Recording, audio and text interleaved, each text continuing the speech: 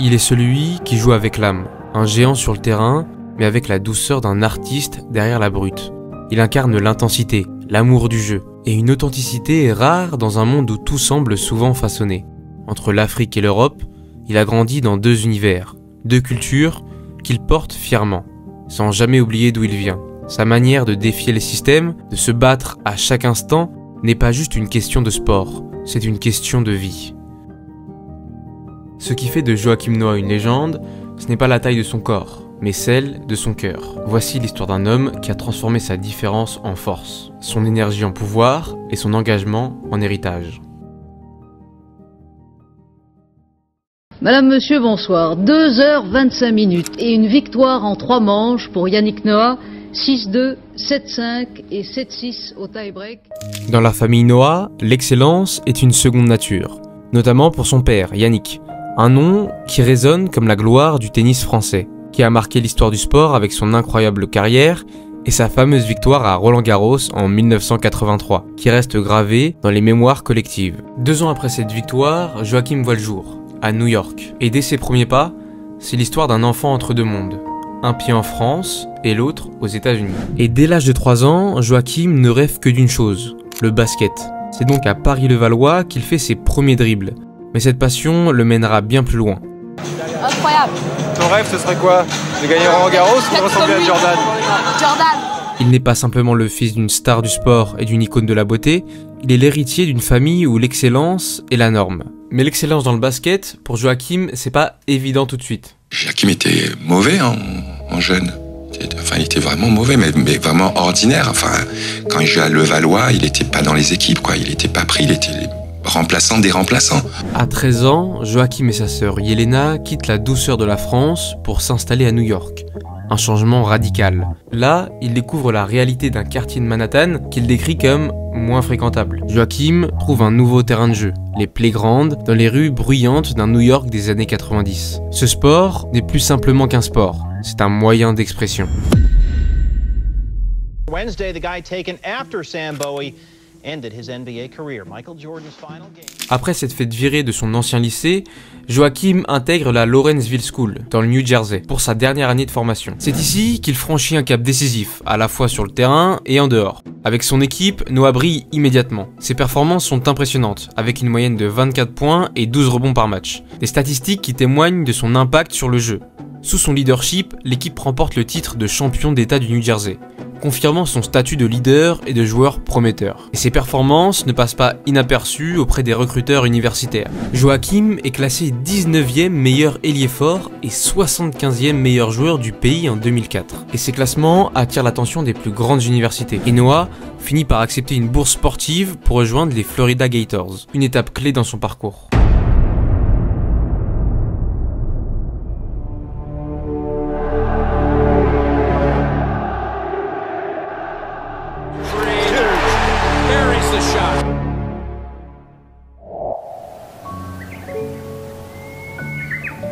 En 2004, une énergie toute fraîche débarque à l'université de Floride.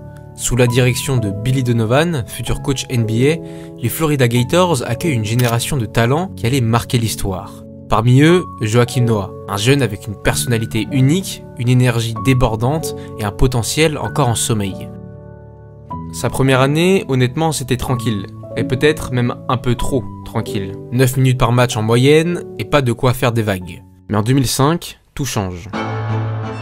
Avec le départ de David Lee, Noah saisit sa chance et explose. La saison de 2005-2006 est un vrai tournant. Les sports, tel père, tel fils, l'adage se confirme. Première grande victoire pour Joakim Noah. Meilleur marqueur avec 14 points par match et deuxième meilleur rebondeur avec 7 rebonds pris. Il devient un pilier des Gators. Cette équipe, qui n'était même pas dans les discussions au début de la saison, se transforme en un véritable rouleau compresseur, avec un bilan de 24 victoires en 30 matchs. Florida arrive dans la March Madness en pleine confiance. Et là, c'est le show. Georgetown, Villanova et enfin UCLA en finale. Tous balayés. Noah, lui, est partout. 16 points, 9 rebonds et 6 contres, un record pour une finale NCAA. Je ne pensais pas qu'un jour Joakim se retrouverait là à jouer ça, donc c'est vrai que c'est un événement incroyable. Et le résultat, un trophée du Most Outstanding Player pour Joakim. La classe. Je crois que j'ai bien représenté la famille. On assure l'affaire. Je suis content, gars, je suis content. Au lieu de filer directement en NBA, comme beaucoup s'y attendaient, Noah et ses coéquipiers, Al Horford, Corey Brewer et Taurean Green, décident de rempiler pour une saison. Une décision pas évidente. Les critiques pleuvent. Pourquoi prendre le risque de voir sa cote baisser avant la draft? Mais Joakim et sa bande ont une autre idée en tête. Défendre leur titre et finir leur aventure ensemble. Et ils avaient raison d'y croire. La saison 2006-2007, c'est la confirmation. 26 victoires pour 5 défaites. Un nouveau titre en SEC et surtout, un deuxième sacre consécutif au championnat national. Cette fois, en finale contre Ohio State, où jouaient Greg Oden et Mike Conley Jr., Noah est un peu moins spectaculaire, 8 points pour 3 rebonds. Mais Florida domine grâce à un collectif imbattable. On va faire une énorme fête. Ça va durer un jour, une nuit. Vous ne pouvez pas imaginer, seuls les Gators peuvent savoir de quoi je parle. Avec ce back-to-back, ils inscrivent leur nom dans la légende. Ces 2 années à Florida, ce n'était pas juste une histoire de trophée, c'était la naissance d'un leader, d'un compétiteur acharné, d'un joueur qui fait toujours passer l'équipe avant tout. Joakim Noah quitte les Gators avec 2 bagues, une énorme expérience et une identité bien affirmée, prêt à secouer la NBA et à prouver que l'impossible n'est qu'une question de perspective. In the 2007 NBA draft, the Chicago Bulls draft, Joakim Noah. L'héritage familial, les nuits d'entraînement et les triomphes universitaires l'ont mené ici, à la 9e place de la draft NBA 2007. Ça fait trop du bien et je suis vraiment fier de mettre cette casquette Chicago Bulls et pouvoir mettre le maillot. Mais la NBA, c'est pas un conte de fées. Le talent brut, ça suffit pas. Et Joakim allait très vite s'en rendre compte. En arrivant à Chicago, il quitte le cocon protecteur des Gators pour plonger dans un univers où chaque joueur se bat pour sa place, où chaque erreur est amplifiée et où la patience est rare. La première saison de Joakim ressemble à un parcours du combattant. Sur le terrain, ses débuts sont loin d'être spectaculaires. Le 6 novembre 2007, lors de son premier match contre les Clippers, il termine avec un maigre 0 sur 4 au tir. Mais ça, c'était que la surface des défis qu'il allait devoir affronter. Hors du terrain, Noah se heurte rapidement à la rigueur et à la discipline d'une ligue où tout est scruté. Connu pour son caractère fougueux et sa passion débordante, il peine à s'adapter au cadre professionnel. Et les conflits commencent à éclater. Une altercation avec un assistant coach lui vaut une suspension. Puis, une confrontation avec le vétéran Ben Wallace lui coûte 2 autres suspensions. Et comme si tout ça ne suffisait pas, son entraîneur, Jim Boylan, le critique publiquement. Ce n'est plus l'université ici, c'est la NBA. Joakim doit comprendre cela. Chaque erreur semblait être une nouvelle leçon. Retard aux entraînements, amende, mais Joakim n'est pas du genre à se laisser briser. Derrière cette façade, parfois indisciplinée, il y a bien une flamme qui refuse de s'éteindre. Peu importe les critiques, il retourne sur le terrain avec la même intensité. Et une scène reste gravée dans les mémoires. Après une défaite difficile, Noah confronte Ben Wallace dans les vestiaires. So we play Orlando, we get smoked by 50, and I remember, you know, guys were like clowning around in the locker room, like laughing, and I just like stood up to Body, and I was like, "Yo, Body, this is bullshit. This is bullshit." I was like, I'm the one getting suspended and you guys are over here fucking around and laughing and shit. And we just got smoked by 50. And it was bad. So we had to get like broken up. And I think he respected the fact that I stood up for myself. Progressivement, Joakim commence à transformer ses faiblesses en force. Ses qualités de défenseur et de rebondeur, souvent éclipsées par ses frasques, commencent à briller. Il devient ce joueur qui se bat sur chaque possession, qui galvanise ses coéquipiers et qui refuse de baisser les bras, même lorsque tout semble perdu.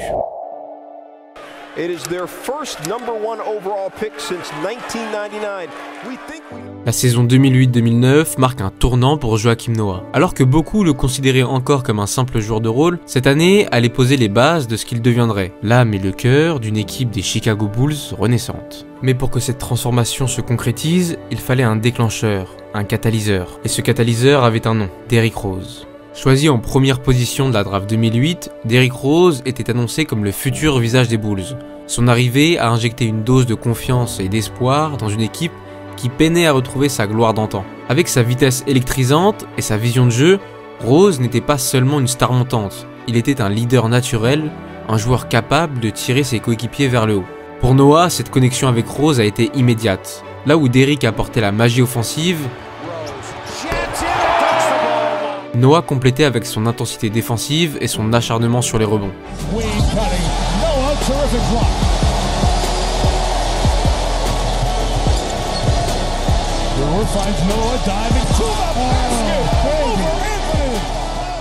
Cette complémentarité est rapidement devenue l'épine dorsale des Bulls, et les statistiques de Noah ont commencé à grimper, atteignant une moyenne de 6 points et 7 rebonds par match. Mais au-delà des chiffres, c'était son impact intangible, sa présence, son énergie, qui transformait cette équipe.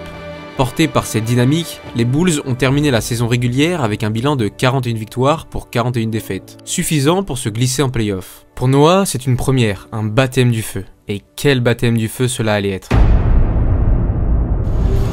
To the beginning of the NBA playoffs. We are at TD Bank North Garden, the home of the Boston Celtics. Game 1 between the Celtics and the visiting Chicago Bulls. Face à eux, les Boston Celtics, champions en titre, avec un bilan impressionnant de 62 victoires pour 20 défaites. Ils étaient largement favoris, mais si les Bulls, eux, étaient donnés perdants sur le papier, Boston n'avait pas lu le script. Ce qui allait suivre resterait gravé dans l'histoire de la NBA, comme l'une des séries les plus intenses jamais disputées. Le Game 1 donne le ton. Les Bulls arrachent une victoire 105-103 en prolongation, portée par un Derrick Rose en feu, qui égale le record de Karim Abdul-Jabbar avec 36 points pour ses débuts en playoff.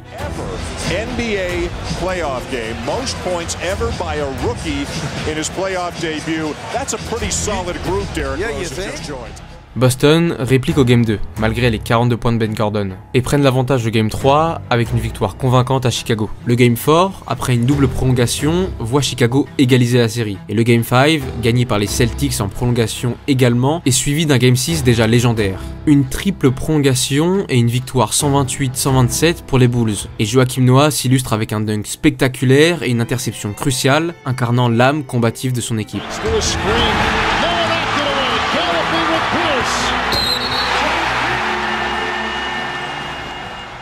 Au final, les Celtics remportent le Game 7 et la série. Mais cette confrontation avait tout changé. Les Bulls, et Noah en particulier, avaient montré qu'ils étaient bien plus qu'une simple équipe en reconstruction. Pour Noah, cette série était une révélation, avec une moyenne de 10 points par match et 51% de réussite, 13 rebonds et 2 contres. Il était devenu une pièce essentielle des Bulls. Son énergie, sa détermination et sa capacité à élever son jeu dans les moments cruciaux avaient conquis les fans et ses coéquipiers. Et si l'histoire des Bulls de cette époque était encore à écrire, une chose était claire. Avec Derrick Rose et Joakim Noah, ils avaient les fondations pour bâtir quelque chose de spécial. La saison suivante est celle de l'espoir. Après une intersaison avec des ambitions démesurées, où la franchise de Chicago tente en vain de signer LeBron James, Dwayne Wade ou Chris Bosh, finalement partis au Heat de Miami pour former leur fameux trio légendaire. Les Bulls doivent donc se rabattre sur Carlos Boozer, un intérieur solide en provenance du Jazz de l'Utah. Un choix stratégique. Boozer est censé former un duo de fer avec Joakim Noah sous le panier, mais l'arrivée de celui-ci ne fait pas taire les rumeurs d'échange. Noah se retrouve au milieu de discussions enflammées sur un potentiel trade entre lui et Carmelo Anthony. Et à ce moment-là, il va faire un choix difficile et renonce de participer au championnat du monde 2010 avec l'équipe de France. Ce sacrifice, stratégique autant que personnel, est motivé par une négociation cruciale avec les Bulls. L'objectif ? Obtenir une prolongation de contrat qui viendrait confirmer sa place au sein de l'équipe. Il met ce temps à profit pour s'adapter au nouveau système de jeu de Tom Thibodeau, le nouvel entraîneur, connu pour sa rigueur et son obsession pour la défense. Thibodeau voit en Noah la pierre angulaire de sa stratégie défensive. Cette confiance se traduit par un contrat de 60 millions de dollars sur 5 ans. Les sports, la performance et le succès sont-ils héréditaires ? Joakim Noah est devenu hier le Français le mieux payé au monde hors contrat publicitaire. Il a prolongé son contrat avec les Chicago Bulls. Il touchera 12 millions de dollars par an. Mais les débuts de la saison sont rudes. Carlos Boozer se blesse avant même que la saison n'ait commencé. Ce coup dur complique les plans de l'équipe et la pression sur Noah augmente. Il porte les espoirs de Chicago tout en naviguant dans un contexte difficile. Et puis le 27 novembre, lors d'un match contre les Sacramento Kings, c'est au tour de Joakim de se blesser. Une déchirure ligamentaire au pouce droit le contraint à subir une opération et à manquer 31 matchs. Pendant 2 mois, il regarde ses coéquipiers depuis le banc, se concentre sur sa récupération et sur l'amélioration de son tir. Contre toute attente, les Bulls tiennent bon en son absence, grâce à une profondeur d'effectifs et un Derrick Rose en feu, promis au titre de MVP. Et Noah revient juste avant les playoffs. Ses statistiques impressionnent, surtout au rebond, où il s'impose comme l'un des meilleurs de la ligue. Chicago termine sa saison régulière avec un bilan de 62 victoires pour 20 défaites. Un exploit qui rappelle les grandes heures des années de Jordan. Les Bulls démarrent les playoffs contre les Pacers de l'Indiana. Une série accrochée, mais que Chicago finit par remporter 4-1. Joakim Noah est omniprésent, à la fois intimidant et déterminé. La demi-finale contre les Hawks d'Atlanta est marquée par l'énergie et l'intensité de Noah, salué par Thibodeau comme un exemple pour ses coéquipiers. Chicago remporte 4-2 et atteint la finale de conférence, face au Heat de Miami. Une affiche attendue, opposant le collectif des Bulls au trio de superstars du Heat. The Bulls in the Eastern Conference Finals for the first time since back in 1998. Chicago controlling the opening tip. Dang, strip. The double team, another steal. Here comes James, turning Rose around and stuffs. First guy in front of you that's open, hit him. Leon Watt wants it, gets it up. Joakim is making great moves. Cruz is making great moves. You just got to continue to go to him.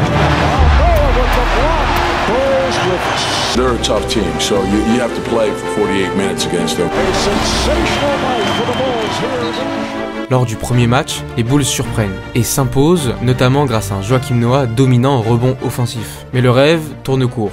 Le Heat prend le dessus et remporte la série 4-1. En plus de ça, pendant le troisième match, une altercation entre Noah et un supporter adverse conduit le Français à proférer une insulte homophobe. Immédiatement, il présente des excuses publiques et s'acquitte d'une amende de 50 000 $. Cet épisode vient un peu ternir sa fin de saison, marqué par son leadership et sa combativité. Bien que les Bulls n'arrivent pas à atteindre les finales NBA, Joakim en ressort grandi. Grâce à sa présence, son énergie et son impact défensif, il a laissé une empreinte indélébile dans l'ADN de Chicago, rappelant que le basket est autant une question de cœur que de talent.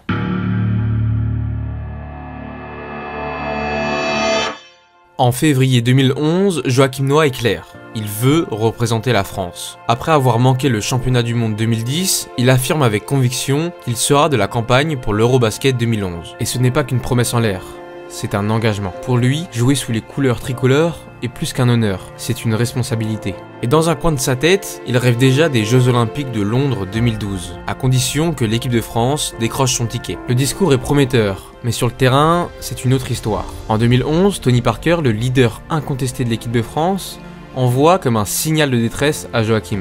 En Europe, Noah est ce qu'il nous manque.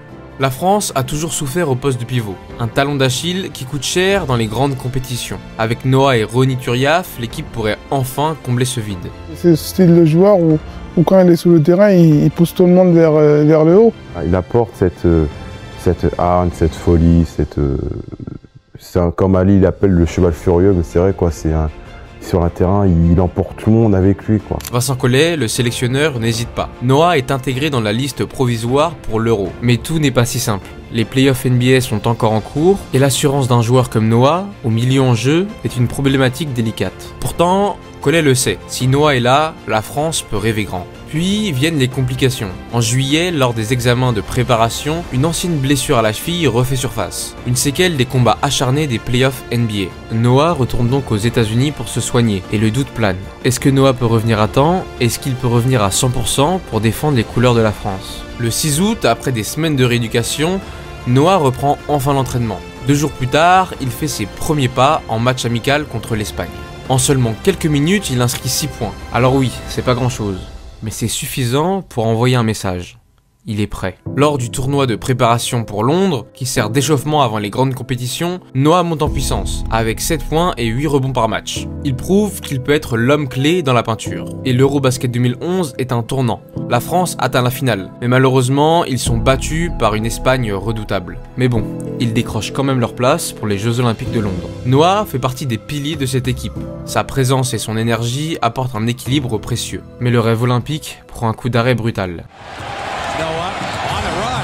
Lane opened up and then was at the last minute as Noah went down and he writhes in pain now.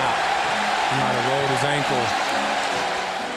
En mai 2012, Noah se blesse à la cheville. Le verdict tombe. Il doit renoncer au jeu. Le choc est immense pour lui et pour l'équipe de France. On s'est qualifié pour les Jeux Olympiques. J'étais vraiment chaud pour y arriver. Et je me souviens, j'ai eu une vieille blessure. Je me rappelle.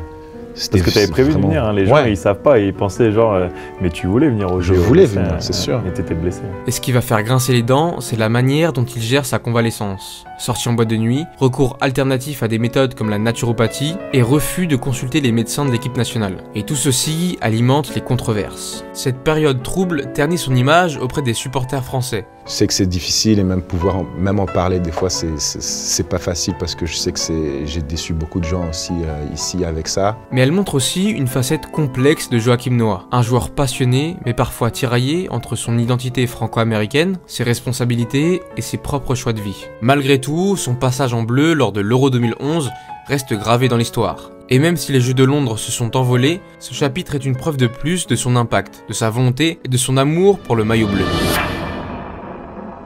À partir de 2012, Joakim rentre dans une nouvelle dimension. Il ne se contente plus d'être un joueur important. Il devient une superstar. En 2013, il est récompensé par sa première sélection au All-Star Game. Un moment symbolique où il retrouve Tony Parker, son coéquipier en équipe de France.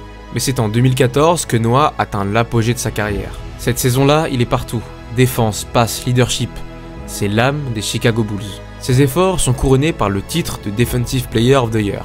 Une récompense pour son impact unique en défense. Et comme si tout ça ne suffisait pas, il est également nommé dans la prestigieuse All-NBA First Team, parmi les 5 meilleurs joueurs de la saison régulière. Joakim Noah est alors au sommet de son art, respecté, craint et adoré pour son intensité et son cœur sur le terrain. À cette époque, il est bien plus qu'un joueur de basket. Il est un symbole de travail acharné et de résilience. Après avoir atteint les sommets de la NBA, Joakim Noah entame une descente progressive, marquée par des blessures et des saisons compliquées. En 2015, ses statistiques chutent, et il enregistre ses moins bonnes performances depuis la saison 2009-2010. Malgré quelques éclairs, comme un match à 18 points et 15 rebonds contre les Warriors, son rôle diminue, et la saison suivante, il perd sa place de titulaire. Et bien qu'il dépasse le record de rebonds offensifs de la franchise des Bulls, sa saison est écourtée par une blessure à l'épaule. Ceci sonne la fin d'une époque, et en 2016, Joakim quitte Chicago, publiant une lettre émouvante pour remercier une ville et une équipe qui lui a donné les meilleurs moments de sa vie. Joakim signe alors un contrat ambitieux avec les New York Knicks, sa ville natale, espérant un nouveau départ.